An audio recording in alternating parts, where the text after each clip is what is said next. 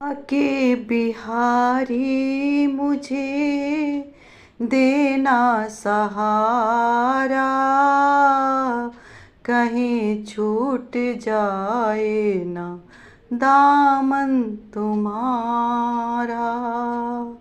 बाके बिहारी मुझे देना सहारा, कहीं छूट जाए ना दामन तुम्हारा।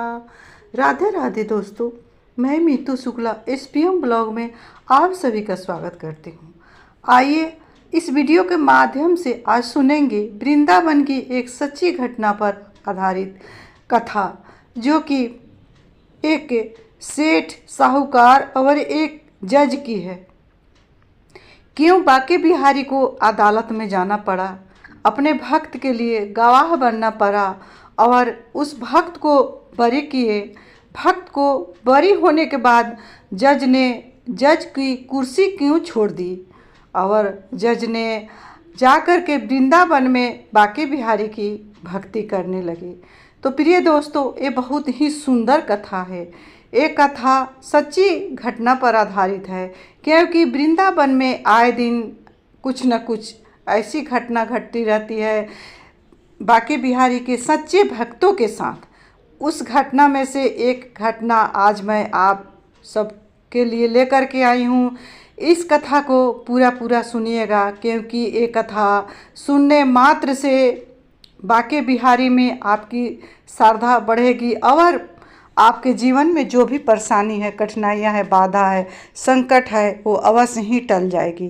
क्योंकि सच्चे भक्त की परीक्षा बाके बिहारी लेते हैं। उसी तरह से एक अलीगढ़ में भक्त था जो कि किसान था। अमावस्या तिथि पर और पूर्णिमा तिथि पर, एकादशी तिथि पर अपने बाके बिहारी के मंदिर में दर्शन करने जाया करता था। लेकिन किसान जो था ना, से काफ़ी गरीब था। किसान को खेती करने के लिए भी पैसा नहीं था कि वो किस तरह से खेती करे। तो अलीगढ़ का जो किसान था, उसके पड़ोस में एक साहूकार रहता था जो कि काफ़ी अमीर था। वो अपने गांव में सब किसी को कुछ न कुछ कर्ज देते रहता था।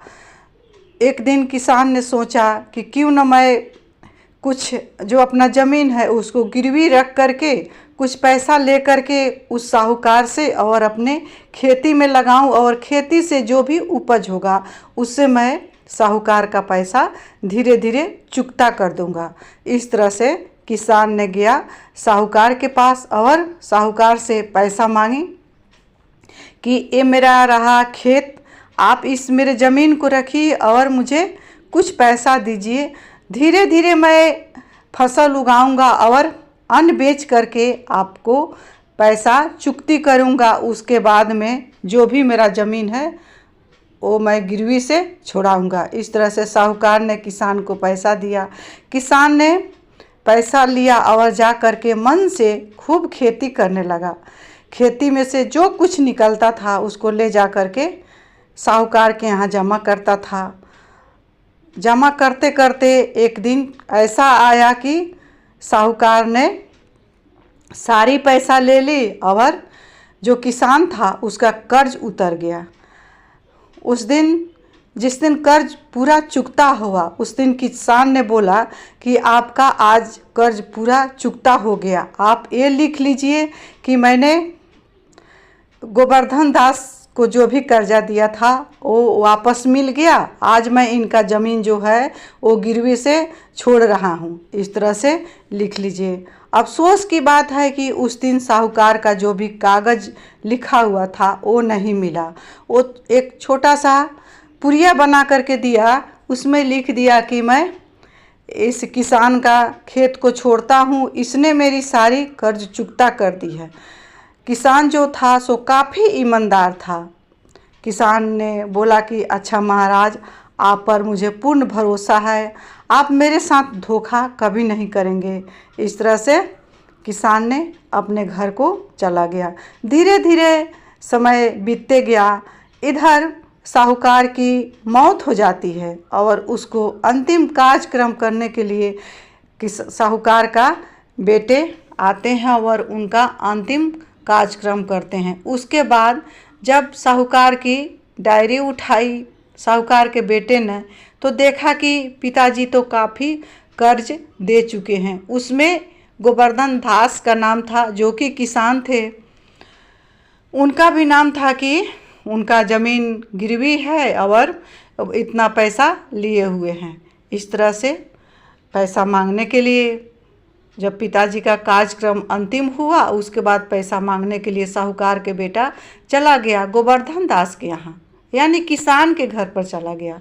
किसान ने बोला कि मैंने आपका पिताजी से जो भी कर्ज लिया था उसको मैंने चुकता किया है और ये पूर्जी काट करके आपका पिताजी ने दिया है और मेरा ज़मीन भी लौटा दिए हैं। इस तरह से कितना बार बोले किसान, लेकिन जो साहूकार का बेटा था सो नहीं माना।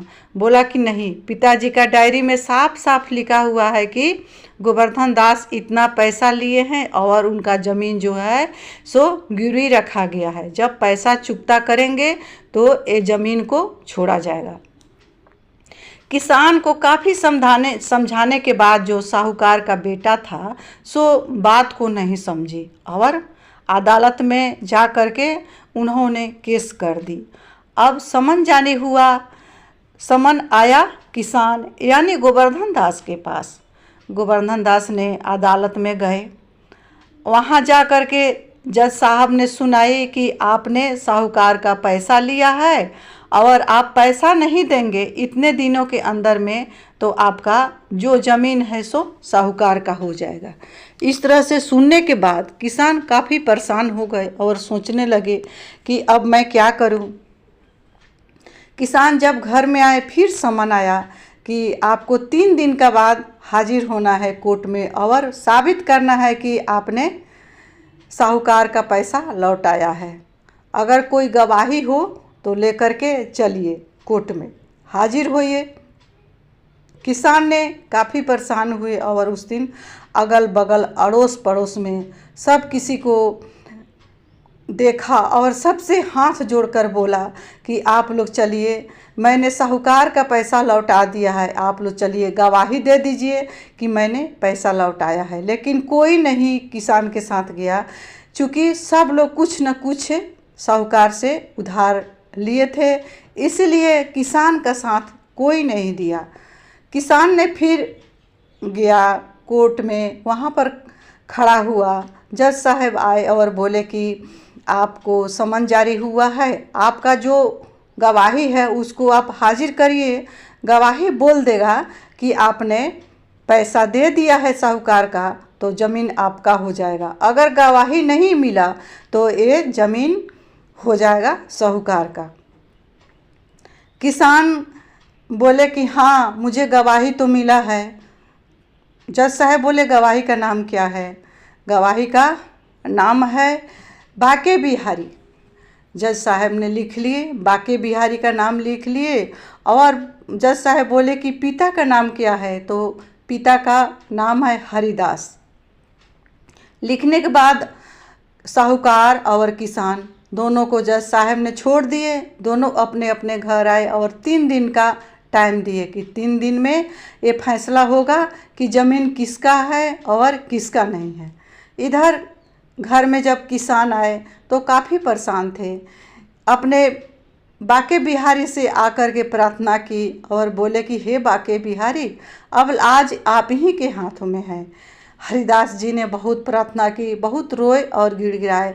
3 दिन के बाद उनका समन था। फिर जाकर के कोर्ट में हाजिर हुए। उसके बाद जज साहब बोले कि आपका गवाही आपके तरफ से आया है। किसान बोले कि हाँ, मेरा गवाही आया है। जज साहब बोले कि बाके बिहारी हाजिर हो, बाके बिहारी हाजिर हो, हरिदास जी का पुत्र हाजिर हो। इस तरह से जज साहब ने पुकारने लगे। उसके बाद देख रहे हैं कि थोड़ी ही दूर में काली कमल ओढ़ करके एक बूढ़ा आदमी वहाँ आकर के खड़ा हो गया। जज साहब बोले कि आप ही बाके बिहारी हैं। वो बूढ़ा व्यक्ति बोला कि हाँ, मैं ही बाकी बिहारी हूँ। क्या आपने देखा है कि एक किसान ने साहूकार का पैसा वापस किया है? वो बूढ़ा व्यक्ति बोला कि हाँ, मैंने देखा है, एक किसान साहूकार का पैसा वापस किया है और ये लिखा हुआ भी है। साहूकार के जो फाइल है अलमारी में पड़ी हुई है, 35 नंबर पेज में लिखा हुआ है कि साहूकार का जो भी पैसा है वो किसान ने चुकता किया। उसी समय साहूकार के यहाँ अलमारी से फाइल लेने के लिए कोर्ट से आदमी गया और फाइल लेकर के आया। वहाँ पर खुलाया, ठीक वहीं पीली फाइल थी और 35 नंबर पेज में लिखा हुआ था कि साहूकार का जो भी पैसा है सो किसान ने चुकता किया। आज से जो ज़मीन है सो किसान का हो जाएगा। साहूकार इस किसान को बरी किया। जज साहब ने जब इस तरह का आदेश पढ़े तो सुना दिए कि हे साहूकार, आपको आज से सजाएं होती है, क्योंकि भोले भाले किसान को आप परेशान किए हैं। आज से इस किसान को बरी किया जाता है। और बाके बिहारी के सामने एक टक से जज देख रहे हैं और जज को देख रहे हैं अब मेरे बाके बिहारी जी। दोनों का नैन मिला और जज को लगा कि ये कोई साधारण व्यक्ति नहीं है। ये फैसला सुनाने के बाद बाके बिहारी धीरे धीरे जाने लगे। जाते जाते वहीं कोर्ट के चौखट पर गए, वहीं से वो अंतर्ध्यान हो गए। जज को लगा कि मेरे सामने कोई साधारण व्यक्ति नहीं था, ये तो साक्षात बाके बिहारी हैं। जज ने उस दिन कुर्सी से उतरे और धीरे धीरे अपने पैदल ही घर के ओर चलने लगे।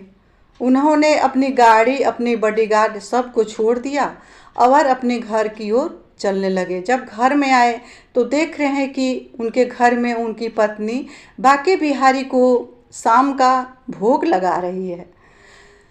जैसे देखे कि बाके बिहारी का यहाँ भोग लग रहा है, जज साहब रोने लगे। पत्नी ने दौड़ी दौड़ी आई और बोली कि आज क्या हुआ? रोज़ तो आप प्रसन्न होकर के आते थे, आज आप क्यों रो रहे हैं? क्या कौन सा ऐसा फैसला आपने लिया कि आज आपको रोना पड़ रहा है? रोज़ तो आप प्रसन्न चित्त घर में आते थे। जज साहब ने बोले कि आज अदालत में सभी लोग खड़े थे और मैं बैठा हुआ था, इवन कि मेरे बाके बिहारी भी खड़े थे और मैं बैठा था, इसीलिए मैं रो रहा हूँ। मैं कितना बेवकूफ़ हूँ कि मैं अपने बाके बिहारी को पहचान न सका। इस तरह बोले अपने पत्नी से और ज़्यादा रोने लगे। जज साहब ने बाके बिहारी के सामने जा कर के, जहाँ उनकी पत्नी भोग लगा रही थी, वहाँ जा कर के बाके बिहारी से क्षमा मांगी और बाके बिहारी से बोलने लगे कि हे बाके बिहारी, आज मैंने फैसला लिया है कि आज से मैं जज का कुर्सी छोड़ता हूँ और आपका चरण का दास बनूंगा। उसी दिन से बाके बिहारी के मंदिर में जाकर जज साहब जो थे सो वहाँ जा कर के उनकी चाकरी करने लगे, चरण का सेवा करने लगे और उसके बाद एक दिन भी जा कर के जज का कुर्सी पर नहीं बैठे।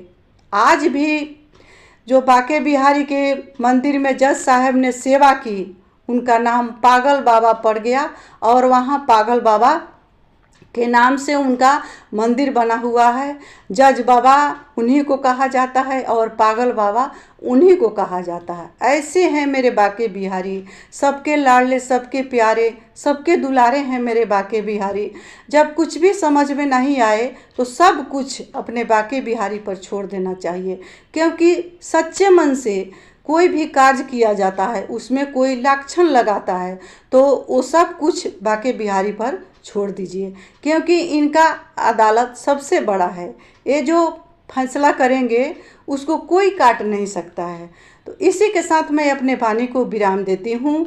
बाके बिहारी के चरणों में प्रेम से बोलिए बाके बिहारी लाल की जय, राधा रानी सरकार की जय। प्रिय दोस्तों,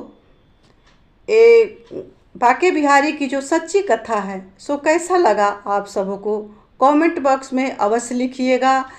और अच्छा लगा होगा वीडियो तो वीडियो को लाइक करिएगा, चैनल को सब्सक्राइब करिएगा, बेल आइकन को प्रेस करिएगा, जिससे मेरे वीडियो का न्यू नोटिफिकेशन सबसे पहले आप सभी के पास पहुँचे। जय श्री हरि विष्णु, हर हर महादेव।